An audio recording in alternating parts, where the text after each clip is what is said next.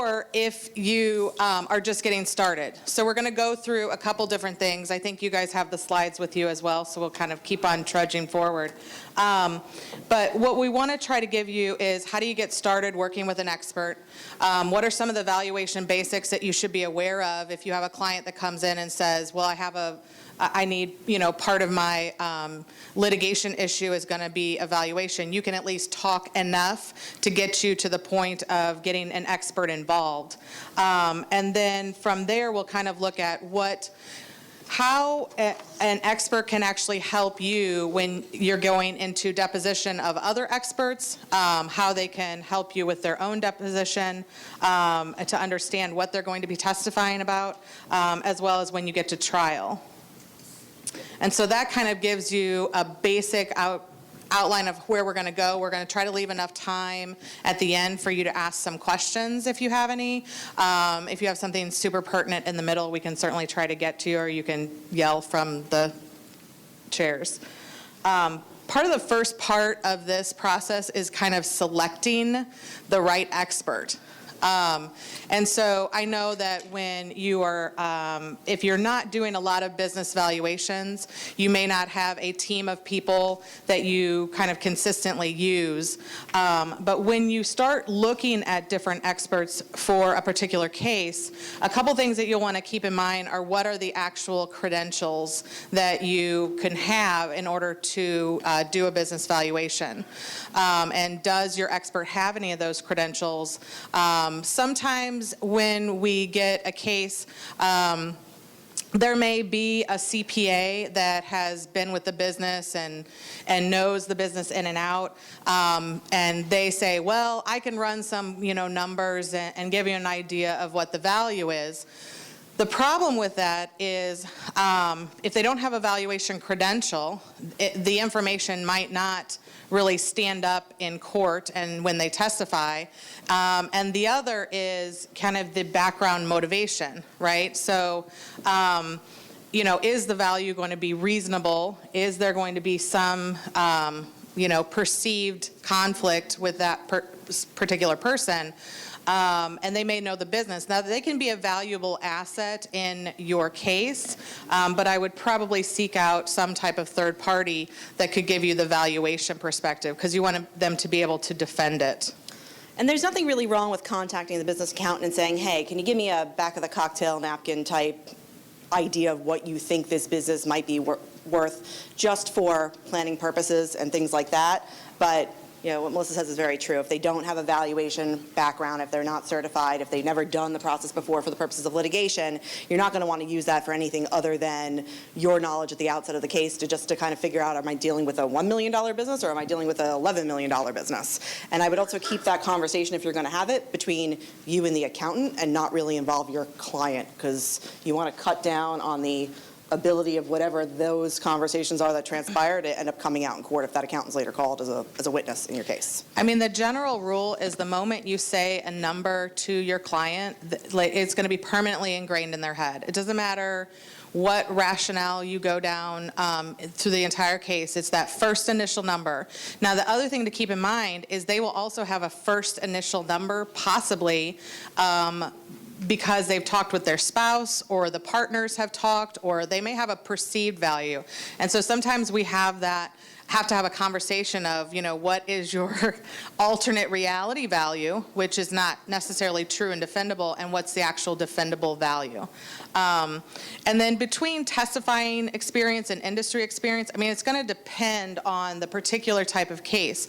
I would say that typically, evaluators who have been doing this for a long time have a lot of different experience in a lot of different areas. If you are looking for, the end-all, be-all expert in valuing some particular franchise, then you may have to go outside, somewhere around the country to do that. What you really want to do is at least find somebody that is knowledgeable about how to value businesses, because the industry is not the biggest factor in it. It's understanding how you actually value any business, and then if they've testified. And so sometimes industry experts can be hired in conjunction with the valuation person to support what the valuation person is saying brain about the industry. And the industry expert doesn't necessarily have to be a valuation person or a CPA. They can be, somebody actually in the field. And then sometimes you'll look at what they've been presenting and doing out there in the universe to what types of topics that they're more familiar with. And if it's your average run-of-the-mill business, a cleaning company, a convenience store, whatever it might be, specialization is probably not something that you really need to consider so much. It's really, I think, when it comes down to more niche businesses. For example, I have one business valuator who is extremely expensive, but he used to do all the audits and valuations for one of the big hospitals where I practice. So anytime I have a medical company, I have someone who is a gastroenterologist. He has his gastroenterologist practice, and then he has a surgery center in conjunction with it. We had to get that valued. I called this guy. I have another one where the wife's an optometrist, and she has a optometry business that also sells retail glasses, things like that. And where this comes into play is that a lot of these big conglomerates, My Eye Doctor, Virtua, they're buying up these smaller practices, and that can also kick in some value when you're determining what the value of the business is. Right, and I think healthcare and hospitals are just a different animal. Yeah. So you need to be mindful of that. But let's say you get that first client and they've come to you and they say, they need a valuation. Initially, I think that our initial thoughts, sometimes as people in general is like, well, let me take a look, let me see if what the client needs. Whereas you can have a very simple, as you establish relationships with valuation people, because they always want to know attorneys. It's not a difficult position. But as you establish those relationships, you can actually reach out to them and typically have that first meeting, have your client and you bring some documents and have that first meeting and let that valuation person kind of help you focus your energies, because a lot of times you'll get a client, and it can be any type of litigation, you'll have a client come in and say, well, I think they're hiding money over here, and I think they've defrauded me in here, and I just know they're doing some not great things. Whereas if you are, and I think the value is worth, $100 million. Those are all different issues, and then they say, but I have $1,000 to spend on it, okay? So what you need the expert to come in and kind of marry is the issues that are at hand with the cost involved. But if you have that conversation, just you and the expert, and you don't get your client involved, then they're already at the onset kind of out of the loop of what this entails. You want everybody to be on the same page. There are costs involved with this. Where's our primary focus? And part of what typically you need to look at is where is the benefit. So if you're going to spend more money in a certain sector to value the business or to look for the hidden assets, are you going to move the needle a lot? So are you going to pay $20,000 to find $10,000 of hidden assets? Are you going to pay $20,000 to value a $10 million business? So just because the client kind of comes up with these huge issues that they think is affecting the value, you want to help. You want your valuation expert to help you vet the issues. You also don't want to just assume that there's either no value or there's a ton of value, because either of those two positions really need to be supported. And a lot of times, if a valuation person has been doing this for a while, they can look at some simple documents and they can say, okay, I think there's value here, or I think you have some issues. Let's talk about how we can go about working together. Part of that is also a conversation about fees. I think this is it can be difficult, but it can be really easy. If you start to identify the things that you need to have done, you can either determine a fixed fee for that particular piece, and then there's variable fees or by the hour for prepping for trial. But you can get a valuation person to kind of look at the level of value in different stages. So give me a preliminary idea. go through the documents, make sure we have an issue. Maybe there's a potential to settle. Let's try to settle. No settle. Okay, let's go and finish the valuation, formalize it in a report. That's a different fee. Let's get ready for trial. Let's prep for depositions. All of those things can be in kind of levels, because at any point that expert could drop off because you've settled it, you've agreed, now you're fighting about other types of things.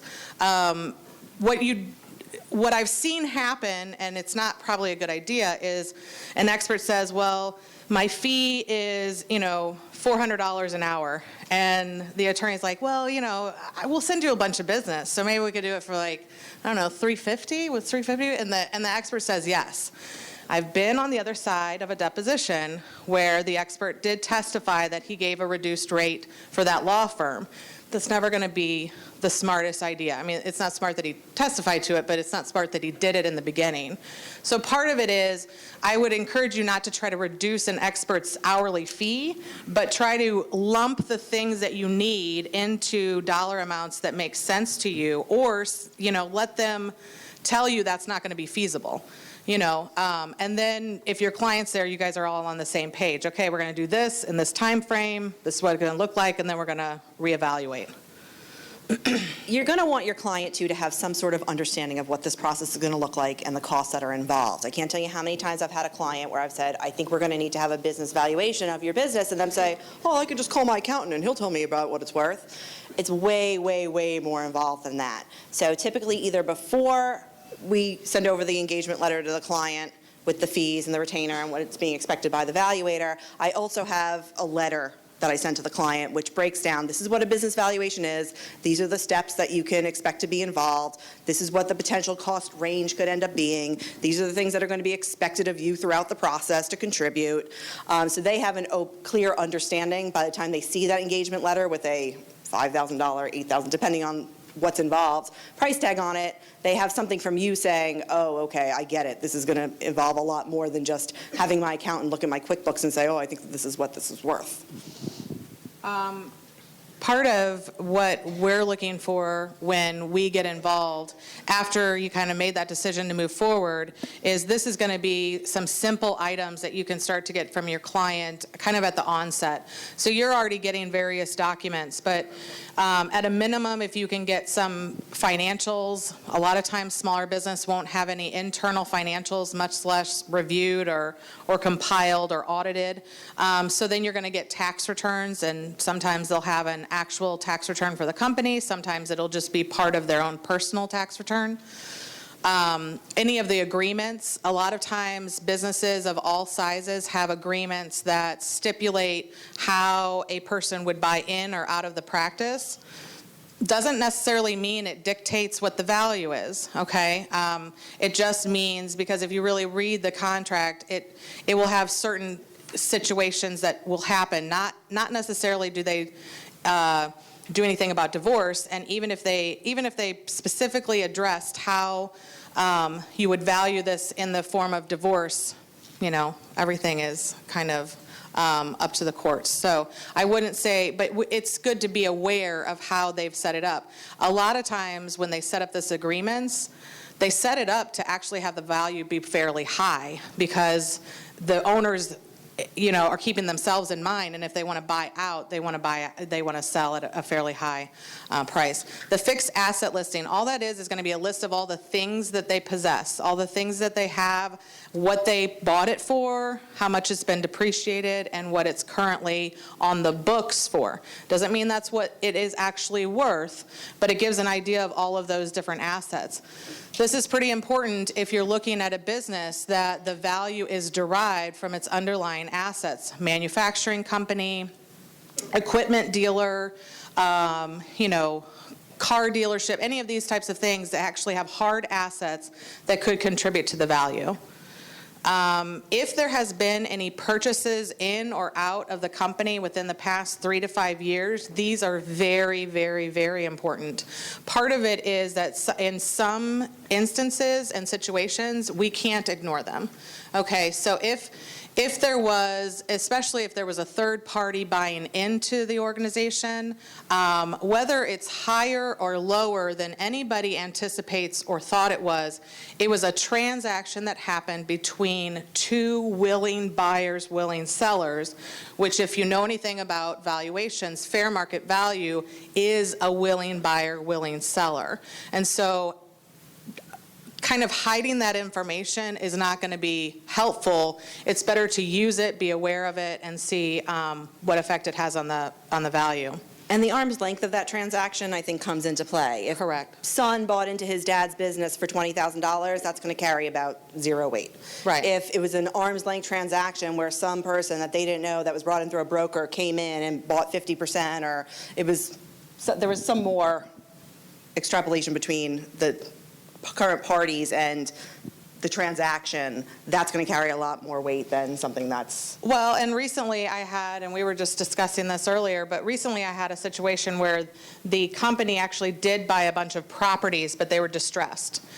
So yes, they paid that amount, but is that really fair market value? Is that liquidation value? Is that somewhere strategic value?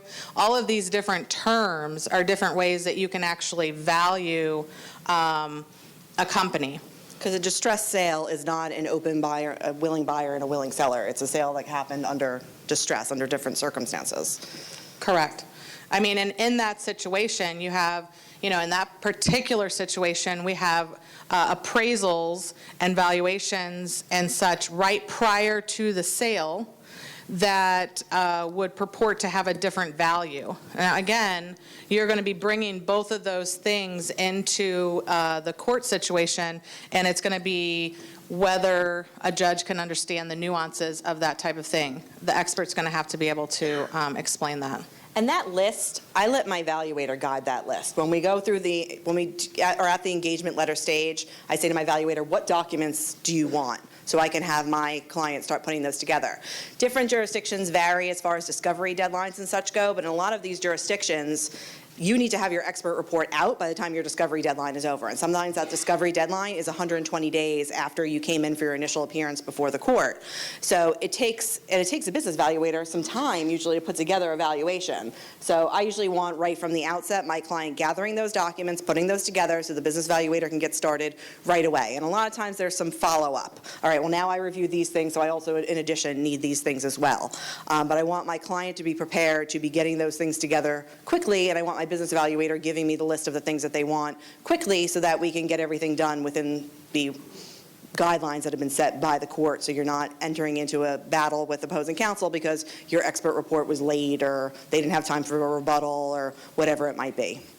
Well, and bank statements are probably the biggest issue. So if all you have is tax returns for these companies and they may not have good internal books, sometimes what you want to do to just verify that some of the information is correct, because when you're in a contentious type of situation, everybody assumes that the books are wrong, like everybody.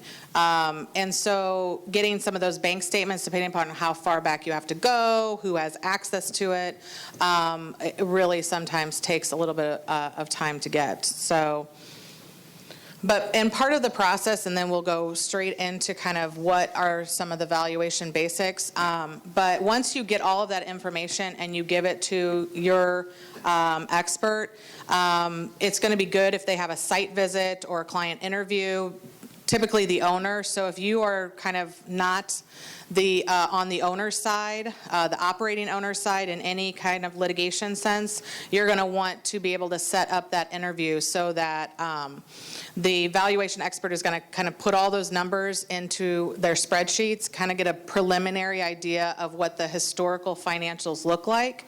And there's always going to be questions. Why did this move up? Why did this move down? This doesn't make any sense. Why do you have $100,000 worth of accounting fees when you only make $200,000? You're going to come up with different kind of questions that you want the operating owner to explain, okay? Then you're going to put together kind of a preliminary valuation analysis, and this is where I'll start to talk to the attorney, like I see the value is going to be somewhere between here and there. and they'll say, okay, well, maybe, usually I will become very firm on the numbers before they go to settle, so that whatever numbers we're kind of going in at the settlement are fairly secure, backed up. I think that you definitely want a person who is going to back up their valuation analysis with third-party information. A lot of times we'll go into court and somebody will say, well, I relied on what the owner told me, or I just relied on the documents, I didn't ask very many questions. A lot of times you'll say, well, per my, experience and my educational background and my time as a valuation person, I think it should be a discount of 20%. And it's like, okay, if that same expert, if I come in against that expert and I say, okay, well, here's 3 different sources of why it's between 17% and 23%, and I chose 20%, I win every single day. So you want the expert to not give you the number you're looking for. You want them to give you the number that it is, that they can support. Now, there's always going to be a range of value, because I could get 3 people in my own firm that all do valuations, and we'd all have a different opinion to the value. But what you want is them to be able to support their value and testify. Because if they're just kind of saying, well, my judgment is it's 5% and that's better for you, and it's a higher number and you like it, and they go to court and the judge says it should be 20%, what are you doing? I mean, that's not going to be very helpful. Normally at this point, the attorney will try to get some sort of settlement if it's possible. If it's not, you can either supply calculations in kind of schedules, or you do a full report. And then you kind of get prepped for deposition. Now, when it comes to deposition, this is another one where you really want your business valuator working for you. You want your business valuator working with you to put together the questions that you're going to ask them, or they see being asked during the deposition by the other side. Always, always, always, unless your client absolutely cannot afford it, always depose the experts in a case like this, because this should basically almost be a dress rehearsal for trial. You're going to want to know what their expert's going to say as to whatever the weaknesses are in your valuation, or if you're the one who has a rebuttal expert and it's their valuator, you're going to want your rebuttal expert to sit through that deposition, hear them try to defend their valuation, and then be able to point out the issues with their valuation. So there really should be very few surprises going into trial. It should all kind of be out there once you've done the depositions, provided the reports, gone back and forth. But when it comes to the deposition, rely heavily on your expert to help you craft what those questions are going to be during the deposition, or what the questions for the rebuttal expert or their business valuator should be during the deposition. I mean, I think at the beginning of any valuation person's career, they assume that you as the lawyer know the questions and are going to develop the questions, and like you've done this a lot. I think that that's a little bit faulty. I think you should push back a little bit more on your valuation expert, because realistically, I can walk you down the path of even my direct examination better than you could, and you spend a lot more time trying to figure out how to exactly do it, whereas I can walk you down that path very quickly. I can also walk you down the path of going after the other expert and what are the areas that they are weakest, and to kind of lay it out in a logical type of situation. And then usually, you kind of change it to how you see, but it gives you a framework to start with so that you kind of know what all of the most important pieces are. So part of the basics of valuation is that there are 3 particular methods of valuing any company. And even before that, there are a few different reasons for valuing a company. One would be in the form of a litigation, either a partnership dispute, shareholder issue, divorce, and those have certain types of ways of doing the valuation. One is for sending a report to the IRS if you're going to give some of your company to somebody, and that could be a different value, same company, different values. And then one could be to go and sell it, not necessarily on the open market, but to sell it to a strategic buyer or your competitor. Okay, that's the only way to think of it. The numbers are going to be the same. The tax returns are going to say the same thing, whether you give it to one valuator or another valuator. The accounts receivable, the accounts payable, all that's going to be the same. These things that we're going to discuss here are the things that make one business valuation vary from another business valuation. And every expert is going to have to go through this process. So part of every credential of valuation is you have to consider, you don't have to actually do it, but you need to consider an income approach, a market approach, and an asset approach. And so the income approach is going to be looking at what money does the company take in, what does it have at the end of the day after expenses, and what has the income been consistently. So a lot of times, we see a lot of issues happen when you start to go to litigation. They're trying to tank the company, or they're having, they can't focus as well. So typically you're going to look at a 3 to 5 year time horizon of what's happened. And then you're going to develop a cap rate, and we'll kind of come back to that. So you're either going to look at what does the income coming in from the company create as a value. The market approach is looking at other companies and what they sold for, and that's going to be creating a value. And then the asset approach is going to be what is the value of their tangible assets, the desks, the buildings. Sometimes you have intangible aspects. You could have intellectual property, you could have trade secrets. And so you want to look at all of those situations. Ideally, if you look at either 2 or 3 of those, you're going to start to see that those values are going to start to get you kind of like triangulate on an area that is reasonable. And then it's making assumptions that are going to get you even narrowed to exactly what your opinion is.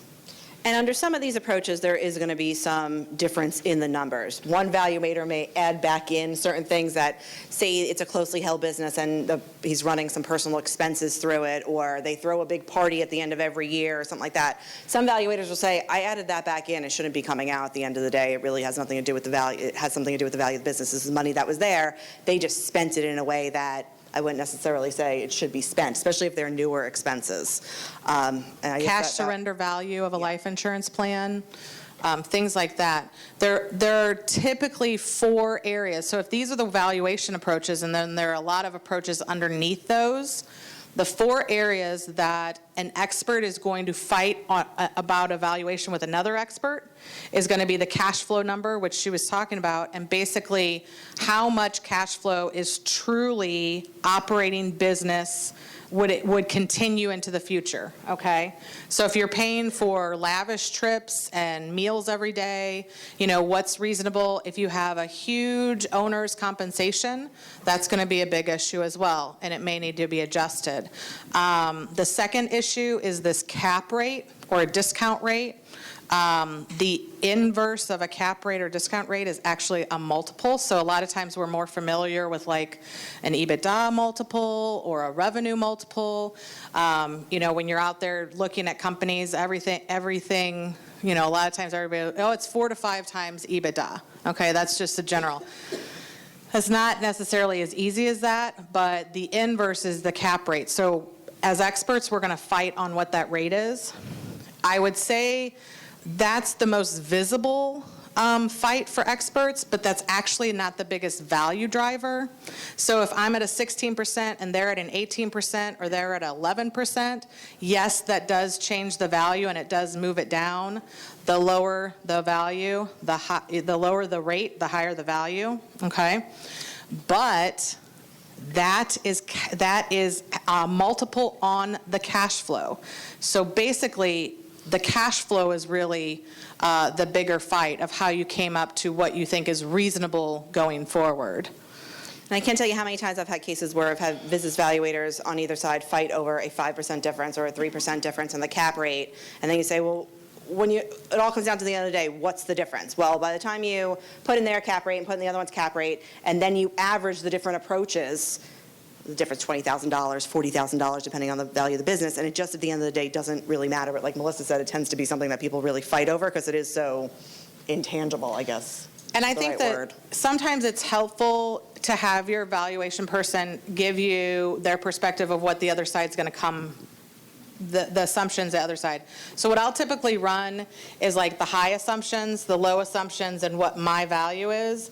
Because what happens is they go in, they say, okay, you're going to come in at 3.5 million, and I say, okay, and I said, I think, if you take aggressive assumptions, depending upon what side you are, it could be $500,000 higher, maybe $300,000 lower, and then they get the perspective, as opposed to if I say it's a $3.5 million value and it could be $1.5 million higher or $1.5 million lower, that's a huge range. So once you get both experts kind of giving their reports and their assumptions, go back to your valuation person and say, is this reasonable? Because sometimes if I'm at 17% and they're at 19%, it's still a reasonable range. Like I can't, you go into the judge and I say my position and the other expert says their position and the judge goes, they both sound kind of nice. And they don't know what a cap rate is. And Most they go of in the time, middle. The judges has no idea what the cap rate is. They don't know why you're arguing over these two numbers. They don't know what it's tied to.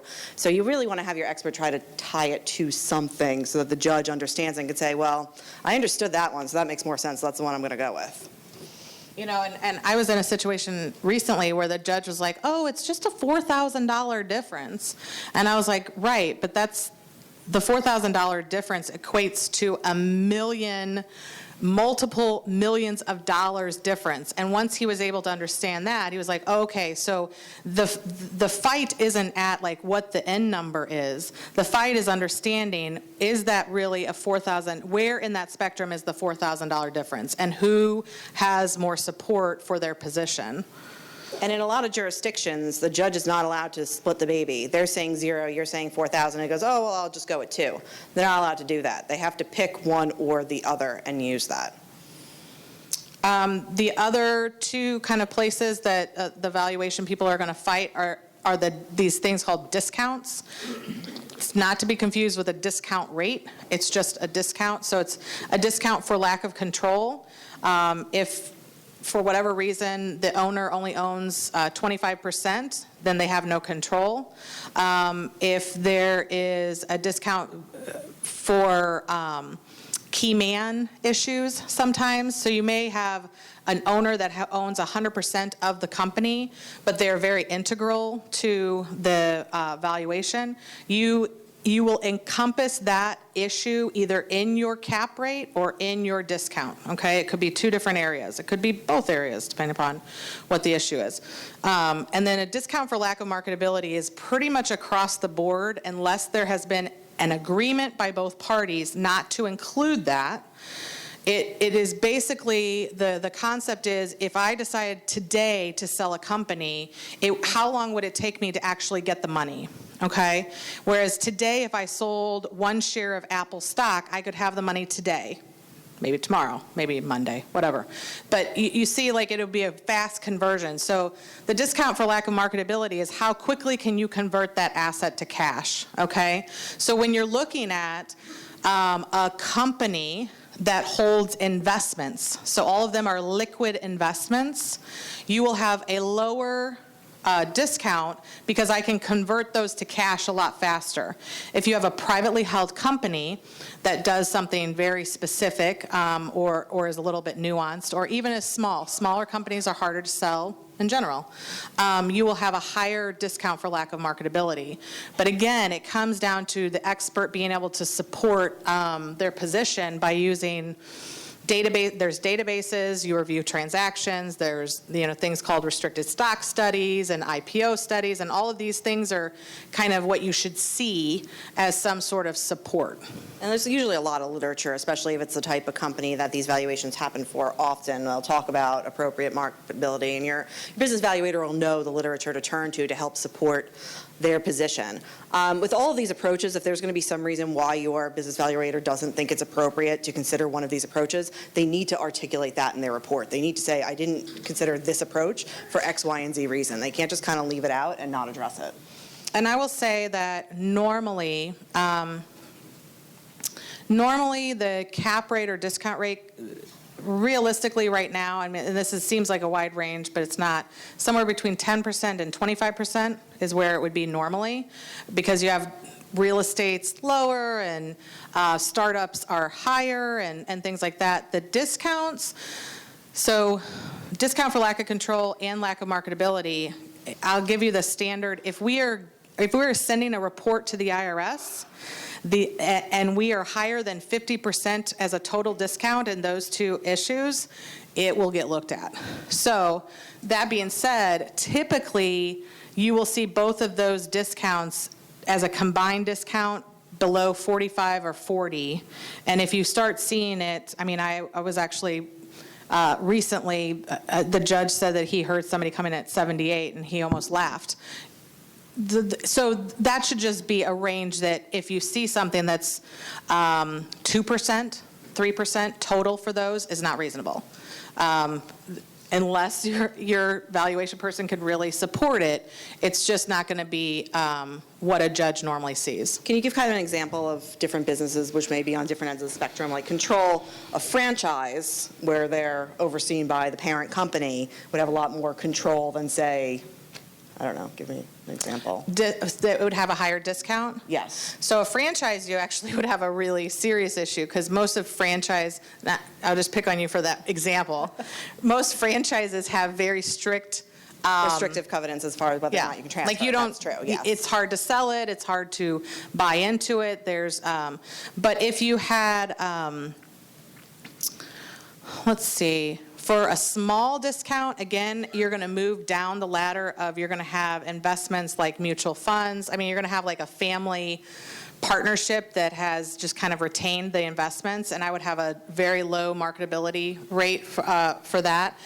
You then go into like real estate, and so depending upon the real estate, you know, I mean, realistically, you're going to pay 6% to sell a piece of property. So you want to, and then you kind of add in the time that it would take to maybe do that, so you might get up to 10 or 15. Something for discount for lack of control, a lot of estate planning has been that you only own a couple %, so there would be a huge discount for lack of control, because I can't even control how, if I get any money out of it. You know, it's like kind of a long term. And discount for lack of marketability that would be really high would be you'll medical research, testing. When you get into something that has very limited buyers, you know, like all of us could probably go out kind of and run a restaurant. You know, like we probably should get a little smart about it, but it wouldn't prevent us. A higher discount is sometimes on practices that require credentials, have requirements of operation. But the smaller the pool to buy the company, you're probably looking at a larger discount. Just because fair market value, again, is me coming off the street to buy your company. And I shouldn't have to know anything. What would I pay for it? If I know a lot, then that's a different value. I'm coming with something, and it's a strategic or investment value, but it would be a completely different scenario. But sometimes businesses can have something that's unique about them that makes them more marketable that you wouldn't otherwise think. So like in our area, we have a lot of defense contractors. These defense contractors apply for these clearances with the government that the government may only give out one or two of.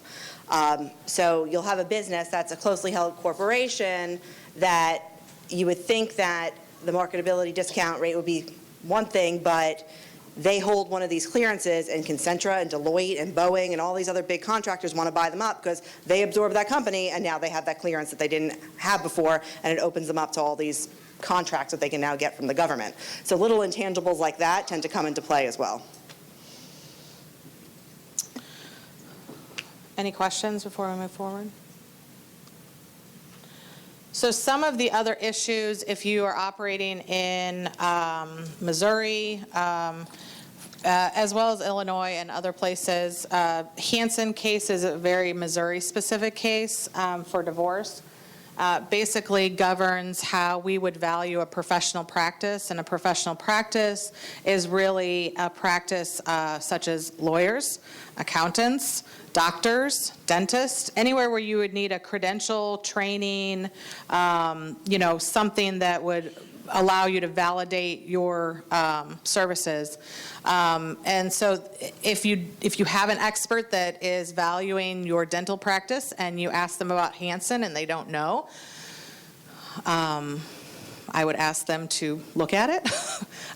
So I've been on the other side of an expert that valued a professional practice just like you would value any other company, and he went into court, and the first question, it wasn't even like, what's your name? It was like, are you aware of Hansen v. Hansen? No. Are you aware that you basically did the entire valuation not in line with what we have to do in state of Missouri? No. It was pretty much invalid. So there are cases like this in Illinois and Missouri that will shift the way that we have to value something. And then usually, like with Hansen, it just requires more evidence of goodwill, basically. And so if you can't get past that threshold, you can't just look at a capitalization of earnings. You can't just look at what the cash flow is. So a doctor makes, $100 million a year. At the bottom line, you can't just look at multiplying that by 5 and saying the practice is worth $5 million. You have kind of issues with how to value a professional practice. And I think Melissa will tell you that the way she would value a business may be juxtaposed as to the way the courts, or what the courts are required to follow in valuing a business. So while you might not think that Hansen is necessarily the correct way, the most accurate way to go about valuing it, that's what the courts are required to follow, and now you need to change the way that you do things to be in line with that, because you don't want to run into a situation where your valuator has now been discredited because they didn't follow the leading case on that.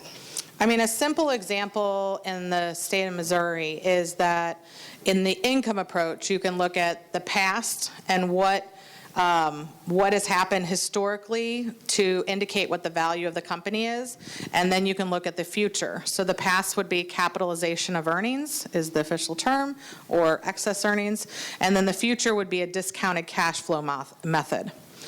If I go in, and I will tell you that theoretically, under the same assumptions, discounted cash flow methods, you see what you predict the future will be, and you discount it to today's present value, or capitalization of earnings, I look at what the history would be, and I average it or do some sort of weighted average to see what the current is. Under the same assumptions is the exact same number, okay? And I could tell a judge that. And the judge will still say you use discounted cash flow, you use the future to predict today's value, and you're not, as the exiting person of this litigation, you're not entitled to the future, especially in divorce and other types of situations. And so they would say you're wrong. So in my field, the majority of times when we value a company for other purposes, we look at DCF. Most people will do it. Whereas when you come back into a divorce situation and some other situations, you have to look at it from the historical viewpoint. So if you have an expert that isn't aware of that, it's kind of a slippery slope if you go into court. And these are the parts that are incumbent on you. It's incumbent on you to make sure that your business valuator is familiar with Hansen. It's incumbent on you to make sure that you're discussing marital versus separate and where that lies within your particular case. These are the parts where you as the attorney educate your valuator, so your valuator is taking into consideration the appropriate things or articulating in their valuation the things that a judge is going to want to hear about. And a lot of times, like the marital and separate is really a legal issue. It's really your capability of proving that out. An expert will work with you to see if there's, any cracks in the foundation, okay? And so we're looking at how do we apply the rules that are in Missouri or Illinois, and how do we look at that there are some loopholes in there, So is it really marital? Is it separate? But in theory, that's going to have to be proved by the attorney. Yes, but there are some times in cases where, say, the business was started before the marriage, and then it carried through the marriage, and now they're getting divorced, and your business valuator at some point will be providing some sort of forensic accounting services for you in basically trying to be able to track whether or not marital money came in and then increased the value of the business or sustained the business or something like that. So there may be some cases where you're asking your business valuator also function as a forensic accountant to help you make your case as to whether or not there was a marital interest or a non-marital interest in a business that may be titled otherwise or started before the marriage. Well, and we do a lot of tracing, so an expert can trace assets and see where they originated, and what happened with them, and can testify to that. But again, typically, if I went in, I wouldn't necessarily have an opinion that it's marital or separate. I would say my opinion is, I see this happening on this date, this happening on this date, this happening on this date, and the position of the attorney is that would deem it marital or separate. Yeah, this $40,000, which would have ordinarily been your disbursement at the end of the year, which would have been considered marital money or marital income, was then reinvested into the money to purchase X, Y, and Z, or float this, that, and the other thing. So this $40,000 was marital, and that's what they can assist you with doing, with finding out those aspects of it that may have made it marital, or say, looks like everything happened in a vacuum. There is no marital component to this. It was a premarital asset in which no marital money was really commingled within it. And you'll have issues of personal goodwill or enterprise goodwill. So when Hansen kind of puts a damper on how you value a professional practice, and mostly it just says that you need to find other professional practices of the same size and geographic location, which is very tight geographic location. But the flip side is, what if you have, we've looked at a anesthesiology practice that had revenues coming in of 50 plus million, let's say. And so it was a group of doctors that had agreements with certain hospitals. Now you have a professional practice that, in theory, people are not actually coming to the practice because of a referral for the doctor. They're coming to the practice because they went to that hospital and that was the person that was there and they needed some sort of, so you have a little bit different situation in that case. So then you're trying to determine what is the goodwill that is attributed to the company and what is the goodwill that is attributed to the person. And in a lot of these situations, you need to prove out that. I will say, from a valuation standpoint, there's not a lot of good methods but there are some methods that have gone through court systems in various states that are kind of used, multi-level attribute model, different types of things. So, you just ask your expert. The threshold for any of these issues in any type of litigation is that your expert, at a minimum, should be able to explain it to you and your client, at least somewhat, because that, however they explain it to you and your client, is going to be a version of how they're going to explain it to a judge or explain it in deposition. So if they can't kind of bridge that with you then you may have a problem when they try to convince somebody that knows even less about the business. To break it down, it's basically the theory of someone will come back to somewhere because they've gone there before, versus I come back here because I love this doctor or this whatever. And you think about that concept, how intangible is that? How do you actually prove that someone's coming back here because of that versus someone's coming back here for something else, other than extrinsic evidence from other people in the field who can say, this has been my experience with a business that's like this or something like that. But it is quite intangible, and that's where you run into a problem with goodwill. And I think if you look at the goodwill cases across the country, almost every state has some sort of different theory as to how you should consider goodwill, how it should be, how you place a value on it, what's good personal goodwill versus what's just general goodwill. It spans the gamut based on what state you're in and how their jurisdiction determines whether or not goodwill is even going to be considered as marital property or not marital property. So it really depends on where you are. Well, and part of it kind of leads into this double dip issue, is that in a professional practice you may have, or even a business, it doesn't matter, in a valuation you could have an owner that is making $1 million, okay, that's their salary. And what if I came in and bought that business and I just needed a CEO, what would I pay that CEO? well, maybe I'd pay him $300,000. So you have $700,000 worth of owner's compensation that the valuation person is going to adjust, and it kind of falls to the bottom line and increases the value of the business. The double dip is then if you go back and you start to look at maintenance calculations based on the $1 million. Well, realistically, the adjustment down to the $300,000, now you're looking at maintenance from a $300,000 level because we've used some of that additional income to derive the valuation of the business. It is not necessarily, now I will say, it's not necessarily an issue with the expert, because what's happened is if I do the valuation and you do the maintenance calculation, they're separate entities. But I would be aware that if you go to court and the judge says, well, wait, you gave me maintenance numbers based on this, but you're expert, it may leave us open a little bit in that situation that we adjusted. So sometimes it's a conversation that you would or wouldn't. Now, that being said, that would only mean that that owner has control of the business, okay? So if it's a family business and you have 4 owners and the brother is, one of the brothers is getting divorced and they make $300,000, let's say they make $500,000. They have agreed between the 4 people that that's what their salary is. Sure, I'm sure they could go in and say, I'll lower my salary, but they also don't have the control to say, I want to make $700,000.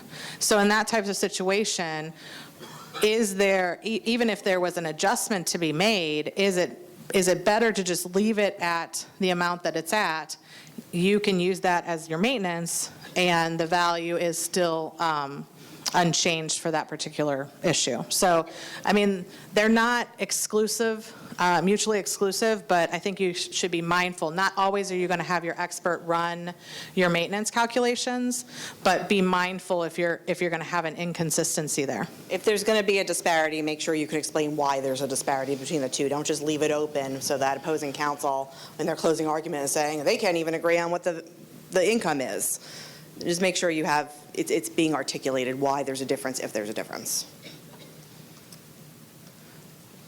In getting ready for deposition, if you haven't done a lot of valuations, I would try to make sure that you exchange reports at the same time, because quite frankly, if somebody wants to give me the other expert's report before I finish mine, I feel like I'm pretty much at an advantage. So I can see where they're positioning themselves and respond accordingly, because I can put in my report things that would combat their positions, and they wouldn't even know about it. Definitely before a deposition, because what's going to happen is the expert's going to help you write, the expert's kind of going to get prepared for their own deposition. You're not going to be in control of that, but for the opposing expert, try to have your expert present for that deposition. Try to have them review the report, give you some ideas of where they should or shouldn't be, and develop some of those deposition questions.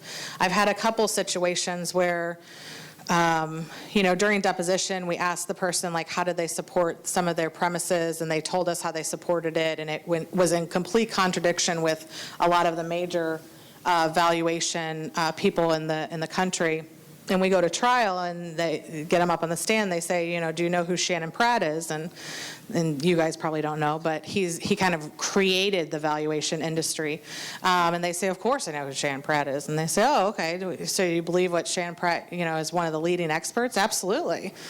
Are you aware that Shannon Pratt wrote this? And they're, why don't you read it out loud? And they read it, and it goes into complete contradiction to what they've done in the valuation. So definitely trying to get them to enunciate how they have or have not supported their assumptions in that report is going to be huge. Well, it's my experience that it's 20%. Okay, but did you look at any other resources? Well, no, my experience. It's just, overall, of all the cases I've done and all the things that okay, but have you looked at anything. And then you can come back and you can have your expert provide you with documents that kind of show what the conflicting message is. And you don't necessarily want to go there in your deposition. You want to save No. some of that stuff for trial. Your goal at deposition is to get them to articulate on the record what their valuation is, why they believe it is such, have your expert there present after that to say, these were all the holes, and then you expose those holes at trial. You don't want to expose those holes at deposition and then give them the opportunity to try to cover it up at trial, or they're sneaking in an amended report 3 weeks before trial, which is another reason why I also like to, if your jurisdiction allows for it, I like to have the deposition of the experts very, very close to trial. I don't want to do it 3 months before trial. I want to do it like 3 weeks before trial, because it gives them very little time to try to cover up any mistakes. Because as they're sitting there and they're being deposed, and these questions are being asked, they may be thinking, oh, wait, I screwed that up. Oh, wait, I didn't do that. And then they want to quickly try to give you an amended report. And if you're 3 weeks before trial, you could say, motion in limine, that's not happening. We're 3 weeks before trial. They can't give me an amended report now. Whereas if you're doing your deposition 4 months before trial, they may have a reason to be able to get one in. So try to have your deposition as close to trial as possible. Make sure that you have your expert there to critique what it is that they say on the stand, and try to stick them to a story. And I mean, I think some of, obviously it would be to try to expose any mistakes or any issues or contradictions. I think you should definitely make sure your expert, so your expert initially is going to have to be kind of confirmed as an expert. So make sure they understand or remember how they got their credentials, or what was required for their credentials. I will say, a lot of older experts are grandfathered into credentials, so sometimes that's important to say, oh, you didn't even take a test for it. They just kind of gave it to you. That's kind of good. But mostly... Sorry, go ahead. Go ahead. You can alleviate an entire section of questioning at trial just by having your expert's resume and putting that in as Exhibit A. Is this your resume? Yes, it is. Submit it to the court. Without having them go through everything they did to get their credentials, where they went to school, what journals they reported on, so on and so forth, and spending a half an hour of trial time on credentials. Just make sure that they're what they should be. Get a resume or a CV in discovery. Make sure you give it to the other side so then you can use it in trial. And make sure they actually pay the fees for their credential. Yeah, they're not defunct on their license for this board or that, whatever. Right. Just some of the minor things that will kind of trip them up. But also in deposition, sometimes there's standards. And so you want to make sure that they're mindful of the standards of all of their different credentials. That's sometimes important. I was in a deposition where they asked me if I violated the reporting standard. And I said, no, I didn't violate it. And he said, oh, okay. And then like 3 questions later, he's like, slaps down the standards, and he's like, tell me where the reporting standard is. And I was like, all right. And so I flipped it to the page, and I read the standard out loud because I wanted it to go into the record that there actually was no reporting standard for litigation.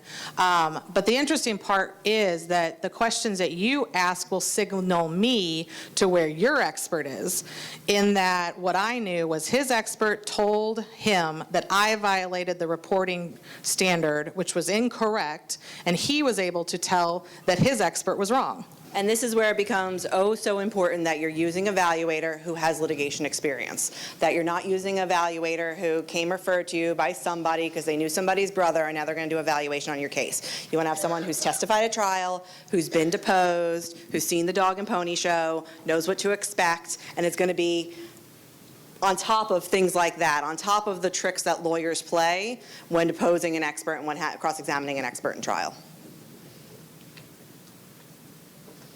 At the end, basically, this is kind of the conclusion of some of our presentation.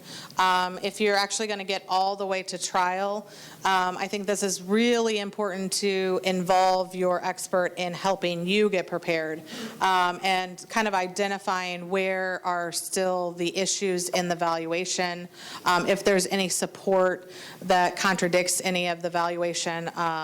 It used to be that we as experts could go into court and we could kind of position ourselves. I didn't do this, but I'm saying experts in general become an advocate, okay? And so they're like, well, I'm on this side, so I'm gonna do it this way, and now I'm on this side, I'm gonna do it another way. What's happening is that if I'm always seeing these other experts in court, I'm going to say, you know, this other expert has done it this way all of the time, and now all of a sudden he's switching his story. So, I mean, there's some that you want them to be consistent, you know, in their process, but you also want to have them introduce, you know, I'll say, go look up so-and-so case and see how they did it a little bit different in that situation. A good expert is not going to be an advocate. A good expert's going to be an educator. Their job is to sit there on the stand and break it down for a judge. And a lot of these judges maybe saw 1, 2, 3 valuations in there. They don't have a lot of experience with it. They know less about it than you do. And you want a valuator on that stand who, one, is going to be interesting. You don't want someone who's just going to sit there and drone on for 3 hours about this number and this theory and this whatever. You want somebody who's going to capture the judge's attention. Otherwise, they're going to sit there and they're going to start checking their email and they're going to totally zone out. And 2, you want somebody who's going to be able to break it down into layman's terms for the judge so the judge understands it, because if he has one expert up there talking in a language that he doesn't understand and another expert up there who's broken it down, he says, wow, I really understand what that expert was saying, that expert's going to win the side of your case every single time. I'll give you an example. So we're in court, and basically the other expert is saying, oh, judge, you know, the other expert shouldn't have used value to invested capital. They really should have used value to equity, and capital expenditures should always equal depreciation, and blah, blah, blah. And if right now you're saying, huh? What the hell did you just say? That's what the judge was saying. So then somebody else came up and said, Judge, let me just break it down to you real easy. You see this table? This table right here? Yeah. So in a couple years, you're going to have to replace this table. So in theory, it should equal how you depreciate it, how you mark it down in value. You should have to put back in to be prepared to buy that table again. I said, but we're valuing is a piece of real estate. So other expert, are you going to replace the whole piece of real estate? It didn't matter what the logistics were of all of those words. The judge was like, oh yeah, I get it, okay. And that's all you want them to be able to do, is like take away the words that we all use and start to use words that make a little bit more sense to a normal person. And the reality is that I am not there as an expert to win your case. I don't want to help you do not well in your case, but it's not my job. My job isn't whether you win or lose. My job is to give you the actual reality. And it is for me to take that reality, and it's for me to tell the judge what that reality is. And there are times where people don't like that reality, but it's a defensible position. I don't think that you should always have an expert that says, well, I'm going to go really high, and then they're going to go really low, and we're going to go, you know, they're going to go in the middle. The court's going to split the baby. I don't think that that's a defendable position. I think you really want your expert. I mean, my goal, I would say, is not to win a case or to lose a case. My goal is to go in, present a valuation that is supportable and defendable, and to have the judge pick my number. Not to split the baby, not to say, oh, this or that, to give a presentation to the judge that makes them understand that that makes sense, and that, yes, that is more correct than the other expert is doing. And in a lot of presentation, and a lot of jurisdictions, I think I said this before, the judge can't split the baby. He's got to pick one or the other. Or he may say, I like this valuation, but I agree with his cap rate, so I'm going to factor that cap rate in, and that's the number I'm going to pick. But 9 times out of 10, they have to pick one or the other. You want it to be yours that they pick. You don't want it to be the other side. You don't want it to be the other side because they didn't understand what your expert was saying, but they understood what the other guy's expert was saying. So I think we have a few minutes left before the next presenter. Does anybody have any questions, concerns, comments? Anyone? Bueller? Jokes? Thank you. Is there any reference that you would recommend a layperson to grab a hold of, books or otherwise, to familiarize ourselves with all the terminology, or kind of a primer, if you will. Sure. So the question is there any resources that somebody could go and get so that they could understand business valuation terms? So I would say that there are a lot of books by Shannon Pratt, P-R-A-T-T, that are about business valuation. But really, the AICPA, which is the CPA land, AICPA offers these guides to valuation, and they're maybe $300 or something. You could probably expense to your client, but they will be more specific in the area that you need evaluation. So like, let's say you have a medical practice, or let's say you have, a dental office or something that's pretty specific. I would probably spend the $300 to get like a resource on that particular valuation as opposed to everything out there. But again, you could look at any guide. Usually there's called Guide to Valuations, written by Shannon Pratt or some other, but they're textbooks. I mean, they're really ginormous. So I would probably stick with the AICPA guides that could help you. BV Resources is another one that has different types of kind of guides to different valuation, if you're looking at a franchise, if you're looking at something like that. Much more, the guides are half an inch, just much more tolerable to read and understand. And your business valuator themselves is going to be your best resource. My first business valuation I did, I think I was practicing about 4 years. And I had this business valuator referred to me from another practitioner. And this guy, he so loved being a CPA and a business valuator that he brought me in when he was doing his valuation, and he sat down with me and he broke it down. We must have sat there for 3-4 hours, and he explained to me, basically gave me a tutorial on business valuations, how they work, what comes into play. It was amazing. It was the best education that I could have hoped for on business valuations. And ever since then, I've tried to use my business valuators in each of my cases to build on that level of understanding so that I walk into that courtroom knowing more about business valuations than my opposing counsel does. Because when you know more about it than they do, you're more able to think on your feet, ask cross-examination questions that make sense to you, that may bring out weaknesses that maybe didn't come out in deposition, or maybe it's a case where you didn't have the opportunity to do deposition. But you are going to want to educate yourself on it. You don't need to be an expert on business valuations. This doesn't need to be what you do all the time, but you do want to take the time to understand what these terms are that are being thrown around, and your business valuator is really, quite frankly, your best resource to be able to do that. A good business valuator will want to take the time to sit with you and educate with you, because it's a copacetic relationship. You refer business to us, we refer business to you, and if you have that good working relationship, it's going to be beneficial to both of you.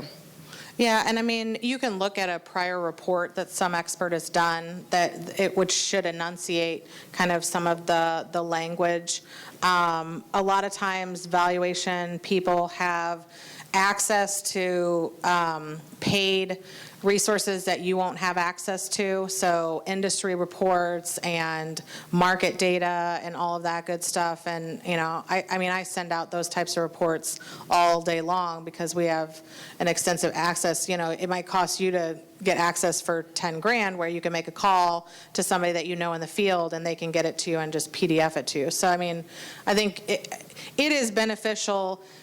For as long as I've been doing this, it actually is super easy for you guys to pick up the phone and call a valuation person in your area and say, I just want to, I don't have a case right now, but, maybe we could work together. I want to meet you, and kind of vet them and go to lunch, because they have the same need to do some of the networking as you have the same need to do the networking, and start to build some relationships. And they'll give you free information if they think you're going to bring a case to them. Invite them into your office. Do a breakfast meeting for you and your associates in your office, and have the business valuator come in and have donuts and give an hour little tutorial on what a business valuation is all about and what they can offer to your case. Most business valuators will want to do it because it's going to bring them business. Like a lunch and learn, you can have them come in for a CLE and just say, here are the basics. Maybe they can bring some resources for you and things. So that's usually a good way to network as well. Yeah.